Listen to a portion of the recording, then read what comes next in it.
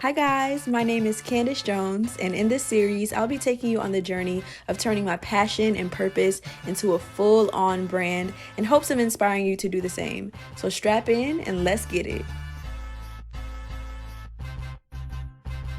I really just be walking out the house looking any kind of way, but I don't really have an excuse. But right now I am at Starbucks about to get me some coffee. I'm ordering a iced chai latte with almond milk and pumpkin cold cream as recommended by my girl 𝗣𝗥𝗘𝗩𝗜𝗢. If you don't follow her on Instagram, make sure you follow her. Also on YouTube, shout out to her because it's actually really good. I'm not a huge fan of like fall flavored drinks, but it's good. It's good. Hello, Hi, how are you? Here you go. Thank you. Good morning. Get off my freaking ass, buddy. I'm not gonna lie, this is low-key very fire. It just reminds me of Christmas, and I'm not really like a huge fan, like I said, of all of the flavors that's in here unless it's in a sweet potato pie. But this is actually really good, and it makes me think of Christmas. Always make me feel so lovely, so sexy. I'm so in love. If y'all know that song, comment down below right now, because you a real one. But anywho, in today's episode, we are going to be touching on influencer outreach, influencer marketing, and we're going to be talking about scheduling content, creating a content calendar, and also creating contracts and briefs for influencers. So I am about to go inside and get to work. Let's go. All right, y'all, so I had to snatch that daggone braid out my head. It was getting to be too much. It was too old, but I still got the ponytail in because I don't have time to be washing my hair and dealing with my hair when I have all these other things to do.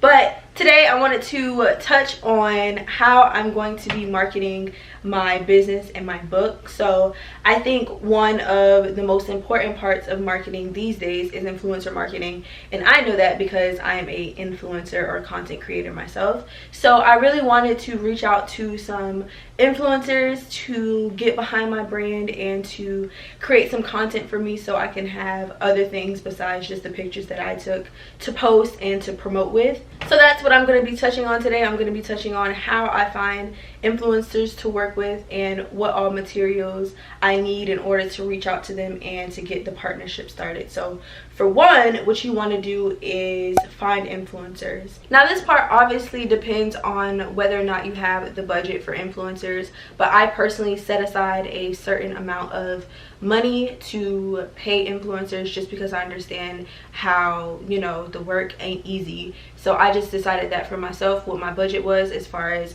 influencer marketing, and I'm gonna try and stay within that with the influencers that I'm reaching out to. So I'm keeping in mind their reach, and because I have a certain knowledge of how much more or less influencers will charge, I know who I can afford and how many of those types of influencers I can afford, how many of, you know, smaller type influencers I can afford, X, Y, and Z. So the first thing that I do is go on YouTube. YouTube is my favorite platform to find relevant influencers. In my opinion, YouTube is the more niched platform. So on Instagram, people are mostly posting lifestyle posts because it's just pictures, but when it comes to videos, people really usually stay within their niche, so it makes it easier to find influencers that are doing things that are relevant to the kind of products that you're trying to promote. So whether it be fashion, whether it be beauty, makeup, whatever it is. My brand would be considered kind of like a wellness type of brand, so I'm looking for influencers that talk about positivity, that are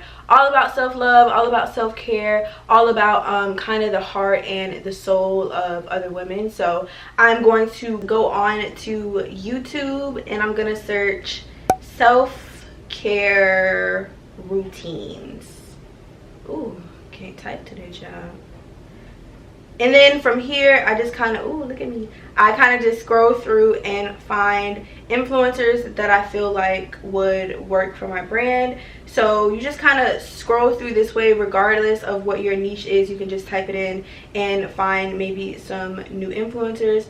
So this looks like a cute video, so I can kind of go to her page, see what kind of things she posts. I'm sorry to put her on blast like this, but hey girl, hey Claire, make sure y'all follow her and check her out. And just go through that way and then find their contact information. And I usually go to their Instagram because a lot of people have their emails linked to their Instagram, and reach out via email. That brings me to number 2.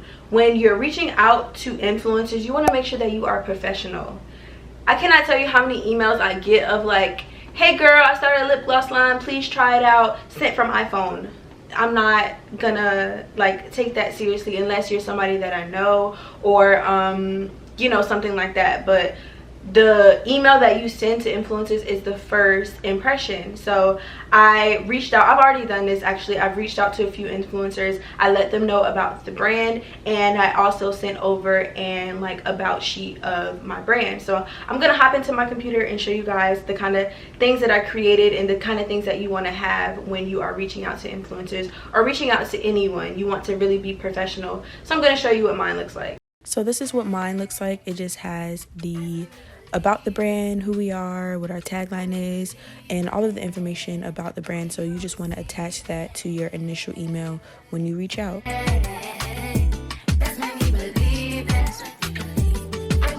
After I reached out to my influencers and I got some responses and stuff like that, and we decided what kind of partnership it was going to be, either like a PR partnership where I just send them free products, and if they like it they post, if they don't they don't, like no strings attached kind of partnership, or one where it's paid, and in that case we decided on a rate, and I let them know exactly what I would want from them, what kind of content I would want created, and they let me know how much they charge for it, and we either, you know, agreed on it or, you know, didn't. So at that point you want to kind of get together your more like legal paperwork, and that's the point where I'm at now, where I'm drawing up contracts and I'm trying to figure out how to do that, and just making sure I have everything in the contract just so it is like on paper and we are in agreement and there's no ifs, ands, or buts about it. I don't want there to be anything that goes wrong or whatever, and having a legal agreement is very important when you want to have a professional, you know, business. So that, and then also providing the influencer with something to like some sort of guidelines for the content so they know exactly what I'm looking for. So those are the two pieces of paperwork that I am creating right now. I don't have a lawyer. If you do, that's amazing. I don't have one.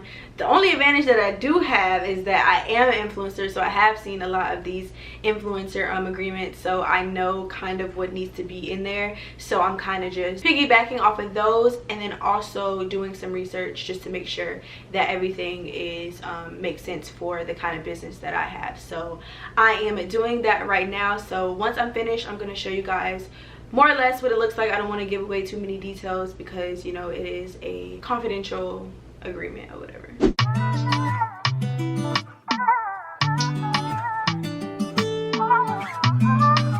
So here's a look at the influencer creative brief that I created, and here I have the campaign name, and then the timeline would go here, and then I have the project overview. So here I'm just putting what the project is about, what the main focus of it is, and just giving more information on the brand and what it is that they're going to be promoting in X, Y, and Z. And then I have the aim of the campaign here.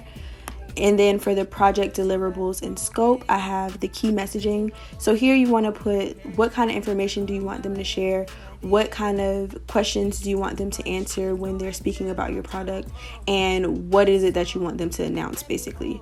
So then you go into the actual deliverables, so what it is that you want them to do as far as content. So as an example, for one Instagram feed post, I have a creative section which just gives guidelines on like what creatively I want it to look like, what I want it to do. Do I want the actual product in the picture? What kind of colors do I want you to wear? X, Y, and Z.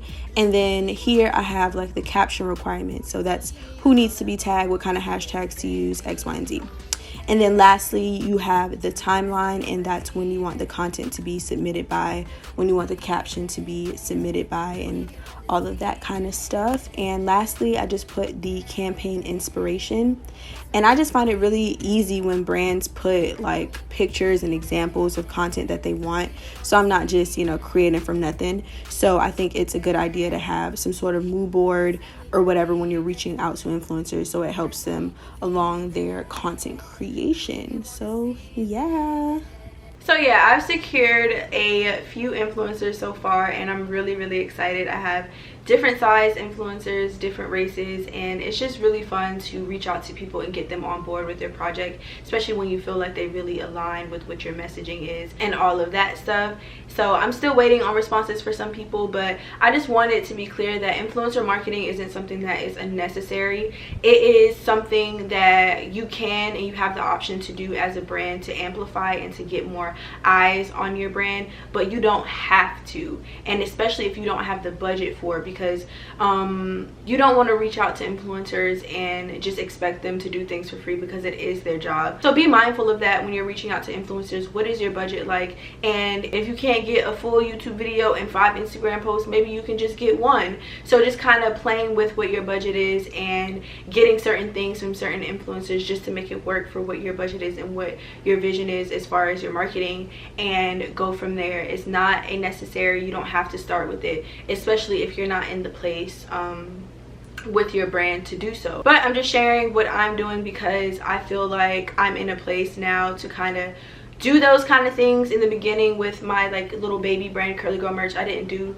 nearly as much of that. I kind of just reached out to my friends and had them wear the stuff, and that is a good place to start. But now I'm trying to take it up a notch and really put money in people's pockets and really pay them for some really good content. So I'm finally done with that, and I think I'm about to turn it in for the night, and I'll see you guys tomorrow. Good morning, guys. I hate that I keep coming to y'all looking like this, like nothing going on, but it's just the reality. Now I am headed to get my car looked at. I'm going to my dealership that I got the car at because it's been tripping. In the last episode, y'all see that it wouldn't start, so I went to go get a new battery, got a new battery, felt like everything was going to be fine, and I still been having like some hesitation when it starts, and I do not need to be broken down anywhere. So it's already time for me to go get it looked at anyway, so I'm just going to do that. And I brought my bag with my computer and everything because I have a lot of work to do. It's crunch time. I finally got the delivery from my graphic designer with all of my social media templates, my logo, my colors, everything, so I can start putting it together and doing everything that has to be done using those. Anyways, I'm about to pull up to the place. Hopefully I can sit and do a little bit of work or whatever. So yeah. Good luck.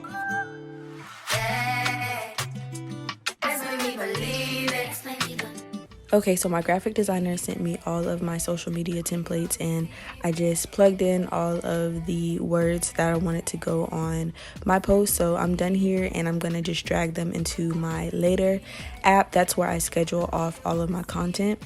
So I'm just dragging and dropping, adding a caption, and setting it to auto publish. And then this is what the feed looks like. You can play around with it and kind of pre-plan your feed so everything looks seamless. My friend done pulled up to get me. Hey, friend. So I scheduled my first post to go live today, and we already got 22 likes. Come on, y'all can't mess with us. We are official at this point. And I just can't wait for you guys to see how the Instagram grows over time, and just the transformation from my own janky branding to like real good branding. So I'm going to be showing you guys a side-by-side comparison in the next video, but we got one post down so far. I just sent off all of my final files to my printer, and I don't know, I just have like just this overwhelming anxiety that I forgot something or like something's gonna be wrong, but I'm trying to be positive.